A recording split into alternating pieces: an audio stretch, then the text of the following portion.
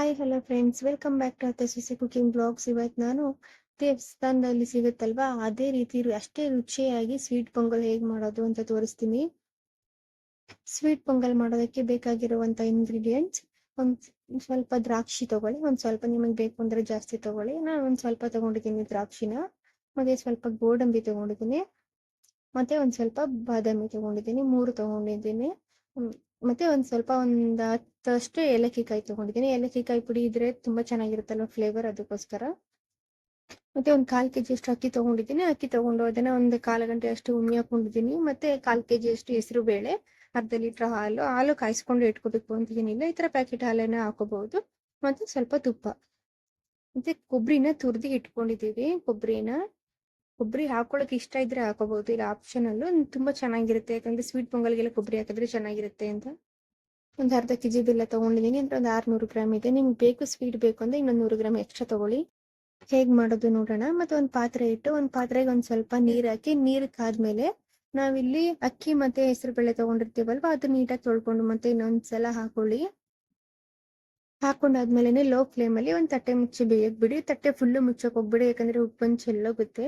ಎಲ್ಲರೂ ಕುಕ್ಕರಲ್ಲೇ ಮಾಡ್ತಾರೆ ಸ್ವೀಟ್ ಪೊಂಗಲ್ನ. ಹೆಸರುಬೇಳೆ ಅಕ್ಕಿನೆಲ್ಲ ಬೇಯಿಸ್ಕೋತಾರೆ. ಕುಕ್ಕರಲ್ಲೇ ಮಾಡೋದ್ರಿಂದ ಸ್ವಲ್ಪ ಚೆನ್ನಾಗಿರೋದಿಲ್ಲ, ಬೇಗ ಗಟ್ಟಿ ಆಗ್ಬಿಡುತ್ತೆ. ಚೆನ್ನಾಗಿರುತ್ತೆ ಆದ್ರೆ ಬೇಗ ಗಟ್ಟಿ ಆಗ್ಬಿಡುತ್ತೆ, ತುಂಬ ಗಟ್ಟಿ ಆಗ್ಬಿಟ್ರೆ ಚೆನ್ನಾಗಿರೋದಿಲ್ಲ. ಅದಕ್ಕೋಸ್ಕರ ನಾವು ಪಾತ್ರೆಯಲ್ಲಿ ಮಾಡ್ಕೊತಾ ಇದ್ದೀವಿ.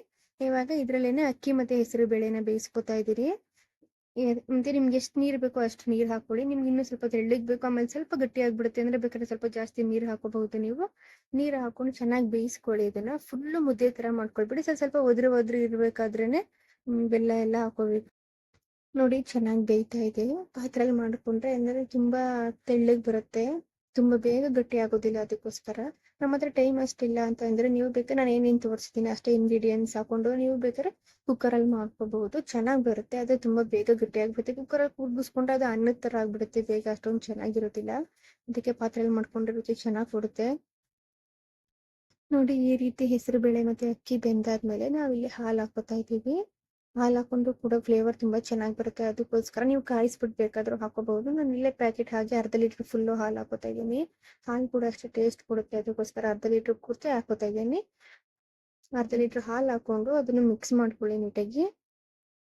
ಇಲ್ಲಿ ಹಾಲು ಹಾಕೊಂಡಾದ್ಮೇಲೆ ಚೆನ್ನಾಗಿ ಮಿಕ್ಸ್ ಮಾಡ್ಕೊಂಡಾದ್ಮೇಲೆ ಚೆನ್ನಾಗಿ ಕುದಿಸ್ಕೊಳ್ಳಿ. ಯಾಕಂದ್ರೆ ನಾವು ಇಲ್ಲಿ ಕಾಯಿಸಿರೋ ಹಾಲು ಹಾಕೊಂಡಿರಲ್ಲ ಅಲ್ವಾ, ಹಸಿ ಹಾಲು ಹಾಕೊಳ್ಳೋದ್ರಿಂದ ಅದನ್ನ ಚೆನ್ನಾಗಿ ಕುದಿಸಿ, ಅದ್ರ ಸ್ಮೆಲ್ ಎಲ್ಲ ಸ್ವಲ್ಪ ಹೋಗ್ಲಿ ಅನ್ನೋದಕ್ಕೋಸ್ಕರ ಒಂದು 5 ನಿಮಿಷ ಚೆನ್ನಾಗಿ ಕುದಿಯೋಕ್ ಬಿಡಿ ಅದನ್ನ. ಹಾಲು ಒಂದು 5 ನಿಮಿಷ ಕುದಿಸಿದಾದ್ಮೇಲೆ ಈಗ ನಾವು ತಗೊಂಡಿರ್ತೀವಲ್ವಾ ಬೆಲ್ಲ, ಅದನ್ನ ಪುಡಿ ಮಾಡ್ಕೊಂಡು ಅದನ್ನ ಹಾಕೊಂಡು ಅದನ್ನು ಮಿಕ್ಸ್ ಮಾಡ್ಕೊಳ್ಳಿ. ನಾನಿಲ್ಲಿ ಉಂಡೆ ಬೆಲ್ಲ ತಗೊಂಡಿದ್ದೀನಿ, ನೀವು ಬೇಕಾದ್ರೆ ಅಚ್ಚ ಬೆಲ್ಲ ತಗೋಬಹುದು. ಅಚ್ಚ ಬೆಲ್ಲ ತಗೋತೀನಿ ಅಂದ್ರೆ ಅದನ್ನು ಅಷ್ಟೊಂದು 6ರಿಂದ 7 ಬೇಕಾಗುತ್ತೆ. 6ರಿಂದ 7 ಅಚ್ಚ ಬೆಲ್ಲ ತಗೊಳ್ಳಿ. ಮತ್ತೆ ನೀವು ಕಲರ್ ಚೇಂಜ್ ಆಗ್ಬೇಕು ಅಂತಂದ್ರೆ ಇನ್ನೂ ಡಾರ್ಕ್ ಕಲರ್ ಇರುತ್ತಲ್ವಾ, ಆ ಬೆಲ್ಲ ಕೂಡ ತಗೊಂಡು ಹಾಕೋಬಹುದು. ನಮ್ಗೆ ಅಷ್ಟು ಕಲರ್ ಇಷ್ಟ ಇಲ್ಲ ಅಂತ ನಾವು ಈ ತರ ಉಂಡೆ ಬೆಲ್ಲ ತಗೊಂಡಿದ್ದೀವಿ. ಬೆಲ್ಲ ಎಲ್ಲ ಹಾಕಾದ್ಮೇಲೆ ಅದು ಫುಲ್ ಕರಗಬೇಕು, ಕರಗೋ ತನಕನೂ ಬಿಡಿ. ನೀವು ಟೇಸ್ಟ್ ನೋಡ್ಕೊಳ್ಳಿ. ನಿಮ್ಗೆ ಇನ್ನೊಂದು ಸ್ವಲ್ಪ ಸಿಹಿ ಬೇಕು ಅಂದ್ರೆ ಬೇಕಾದ್ರೆ ನೀವು ಇನ್ನೊಂದು ಸ್ವಲ್ಪ ಹಾಕೋಬಹುದು. ನಮ್ಗೆ ಇಲ್ಲಿ ಸಾಕು ಅನ್ನಿಸ್ತು. ನಮ್ಗೆ ಇಲ್ಲಿ 600 ಗ್ರಾಮ್ ತಗೊಂಡಿರೋ ಬೆಲ್ಲ ಎಲ್ಲಾನು ಹಾಕಿದೀವಿ, ಸಾಕು ಅನ್ನಿಸ್ತು ನಮ್ಗೆ, ಅದಕ್ಕೆ ನಾವು ಹಾಕೊಂಡಿಲ್ಲ. ನಿಮ್ಗೆ ಇನ್ನೂ ಸ್ವಲ್ಪ ನಾವು ಜಾಸ್ತಿ ಸ್ವೀಟ್ ತಿಂತೀವಿ ಅಂದ್ರೆ ನೀವು ಇನ್ನೂ ಸ್ವಲ್ಪ ಜಾಸ್ತಿ ಹಾಕೋಬಹುದು.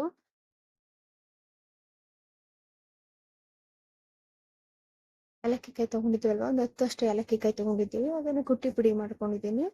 ಪುಡಿ ಮಾಡಿ ಇಟ್ಕೊಂಡು ಹಾಕೊಂಡಿದ್ದೀನಿ. ಮತ್ತೆ ನೀವು ಏಲಕ್ಕಿ ಕಾಯಿ ಪುಡಿ ಮಾಡಿ ಇಟ್ಕೊಂಡಿಲ್ಲ ಅಂದ್ರೆ ಬೇಕಾದ್ರೂ ಹಾಕೋಬಹುದು. ಯಾಕಂದ್ರೆ ಮಧ್ಯೆ ಏನಾದ್ರು ಏಲಕ್ಕಿ ಕಾಯಿ ಬಾಯಿಗೆ ಸಿಕ್ಬಿಟ್ರೆ ಅದೊಂಥರ ಹಿಂಸೆ ಅನ್ಸುತ್ತೆ, ಅದಕ್ಕೋಸ್ಕರ ಪುಡಿ ಮಾಡಿ ಹಾಕೊಂಡಿದ್ದೀವಿ. ಮತ್ತೆ ತುರ್ಕೊಂಡಿರುವಂತ ಕೊಬ್ಬರಿ ತುಂಬಾ ಚೆನ್ನಾಗಿರುತ್ತೆ, ಹಾಕೊಳ್ಳಿ. ನಮ್ಗೆ ಕೊಬ್ಬರಿ ತಿನ್ನಕ್ಕೆ ಇಷ್ಟ ಇಲ್ಲ ಅಂತ ಅಂದವ್ರು ಬೇಕಾದ್ರೆ ಸ್ಕಿಪ್ ಮಾಡ್ಕೋಬಹುದು. ತುಂಬಾ ಚೆನ್ನಾಗಿರುತ್ತೆ, ಅದ್ರ ಫ್ಲೇವರ್ ತಿನ್ಬೇಕಾದ್ರೆ ಚೆನ್ನಾಗಿರುತ್ತೆ ಅನ್ನೋದಕ್ಕೋಸ್ಕರ ಹಾಕೊಂಡಿದ್ದೀವಿ. ಕೊಬ್ಬರಿ ಮತ್ತೆ ಏಲಕ್ಕಿ ಕಾಯಿ ಪುಡಿ ಹಾಕೊಂಡಾದ್ಮೇಲೆ ಅದನ್ನು ಅಷ್ಟೇ ಒಂದು 5 ನಿಮಿಷ ಕುದಿಸ್ಕೊಳ್ಳಿ. ಯಾಕಂದ್ರೆ ಕೊಬ್ಬರಿ ಎಲ್ಲ ಚೆನ್ನಾಗಿ ಪೊಂಗಲ್ ಒಳಗಡೆ ಸೇರ್ಕೊಳ್ಬೇಕು, ಅದಕ್ಕೋಸ್ಕರ ಫುಲ್ ಒಂದು 5 ನಿಮಿಷ ಕುದಿಸ್ಕೊಳ್ಳಿ ಚೆನ್ನಾಗಿ. ನೋಡಿ, ಈಗ ಕೊಬ್ಬರಿ ಎಲ್ಲನೂ ಪೊಂಗಲ್ ಜೊತೆ ಮಿಕ್ಸ್ ಹಾಕೊಂಡಾದ್ಮೇಲೆ ಸ್ವಲ್ಪ ತುಪ್ಪ ಹಾಕ್ಬಿಟ್ಟು ಡ್ರೈ ಫ್ರೂಟ್ಸ್ನ ಹುರ್ಕೊಳ್ಳಿ. ಡ್ರೈ ಫ್ರೂಟ್ಸ್ನ ಹುರ್ಕೊಂಡಾದ್ಮೇಲೆ ಈ ತರ ಪೊಂಗಲ್ ಒಳಗಡೆ ಹಾಕೊಳ್ಳಿ. ನೀವು ತುಪ್ಪ ಸ್ವಲ್ಪ ಜಾಸ್ತಿನೇ ಹಾಕೊಳ್ಳಿ, ಯಾಕಂದ್ರೆ ಪೊಂಗಲ್ಗೆ ತುಪ್ಪ ಜಾಸ್ತಿ ಇದ್ದಷ್ಟು ರುಚಿ ಚೆನ್ನಾಗಿ ಕೊಡುತ್ತೆ. ಪೊಂಗಲ್ಗೆ ತುಪ್ಪನೇ ಮೇನ್ ಅಲ್ವಾ, ಅದಕ್ಕೋಸ್ಕರ ತುಪ್ಪ ಜಾಸ್ತಿ ಹಾಕೊಂಡ್ರೆ ಇನ್ನೂ ಚೆನ್ನಾಗಿರುತ್ತೆ. ತಿನ್ಬೇಕಾದ್ರೆ ಮಾತ್ರ ತುಪ್ಪದ ಫ್ಲೇವರ್ ಸಿಗ್ತಾ ಇರೋದ್ರಿಂದ ಪೊಂಗಲ್ ಕೂಡ ಇನ್ನೂ ಚೆನ್ನಾಗಿರುತ್ತೆ. ನಿಮ್ಗೆ ಜಾಸ್ತಿ ಡ್ರೈ ಫ್ರೂಟ್ಸ್ ಬೇಕು ಅಂದ್ರೂ ಹಾಕೋಬಹುದು ನೀವು ಇನ್ನೂ ಬೇಕಾದ್ರೆ. ನಮ್ಗೆ ಇಲ್ಲಿ ಗೋಡಂಬಿ ಬಾದಾಮಿ ಮತ್ತೆ ದ್ರಾಕ್ಷಿ ಸಾಕು ಅನ್ನಿಸ್ತು, ನಾವು ಇನ್ನೂ ಹೆಚ್ಚು ಬೇಕು ಅಂದ್ರೆ ಹಾಕೊಳ್ಳಿ. ಡ್ರೈ ಫ್ರೂಟ್ಸ್ ಎಲ್ಲ ಹಾಕೊಂಡಾದ್ಮೇಲೆ ಚೆನ್ನಾಗಿ ಮಿಕ್ಸ್ ಮಾಡ್ಕೊಳ್ಳಿ ಒಂದ್ಸಲ. ಯಾಕಂದ್ರೆ ತುಪ್ಪ ಎಲ್ಲಾನು ಪೊಂಗಲ್ ಒಳಗಡೆ ಅದು ಸೇರ್ಕೋಬೇಕು. ಅಲ್ಲಿ ತನಕನೂ ಚೆನ್ನಾಗಿ ಮಿಕ್ಸ್ ಮಾಡ್ಕೊಳ್ಳಿ. ನಿಮ್ಗೆ ಇನ್ನೂ ಸ್ವಲ್ಪ ತುಪ್ಪ ಬೇಕು ಅಂದ್ರೆ ಇನ್ನೂ ಹಾಕೊಳ್ಳಿ, ಚೆನ್ನಾಗಿರುತ್ತೆ. ನಾವು ಡ್ರೈ ಫ್ರೂಟ್ಸ್ ಎಲ್ಲ ಫ್ರೈ ಮಾಡ್ಕೊಂಡಾಗ ತುಪ್ಪ ಹಾಕೊಂಡಾದ್ಮೇಲೆ ಇನ್ನೂ ಒಂದು ಸ್ವಲ್ಪ ತುಪ್ಪ ಬೇಕು ಅನ್ನಿಸ್ತು, ಇನ್ನೊಂದು ಅರ್ಧ ಸೌಟಷ್ಟು ತುಪ್ಪ ಹಾಕೊಂಡ್ವಿ. ಇನ್ನೊಂದು ಅರ್ಧ ಸೌಟಷ್ಟು ತುಪ್ಪ ಹಾಕೊಂಡು ಅದನ್ನು ಚೆನ್ನಾಗಿ ಮಿಕ್ಸ್ ಮಾಡ್ಕೊಂಡಾದ್ಮೇಲೆ ಒಂದು 2 ನಿಮಿಷ ಆದ್ಮೇಲೆ ಸ್ಟವ್ ಆಫ್ ಮಾಡಿಬಿಟ್ರೆ ಪೊಂಗಲ್ ರೆಡಿ ಆಗುತ್ತೆ.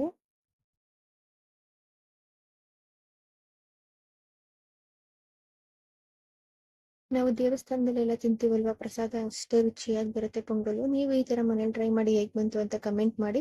ನಿಮಗೆ ಈ ವಿಡಿಯೋ ಇಷ್ಟ ಆಗಿದ್ರೆ ನನ್ನ ಚಾನಲ್ನ ಲೈಕ್ ಮಾಡಿ, ಶೇರ್ ಮಾಡಿ ಹಾಗೂ ಸಬ್ಸ್ಕ್ರೈಬ್ ಮಾಡಿ. ಪಕ್ಕದಲ್ಲಿರುವ ಬೆಲ್ ಐಕನ್ನ ಪ್ರೆಸ್ ಮಾಡಿ. ನಾನು ಯಾವುದೇ ವಿಡಿಯೋ ಹಾಕಿದ್ರೂ ನೋಟಿಫಿಕೇಶನ್ ಬರುತ್ತೆ ನಿಮಗೆ. Thanks for watching.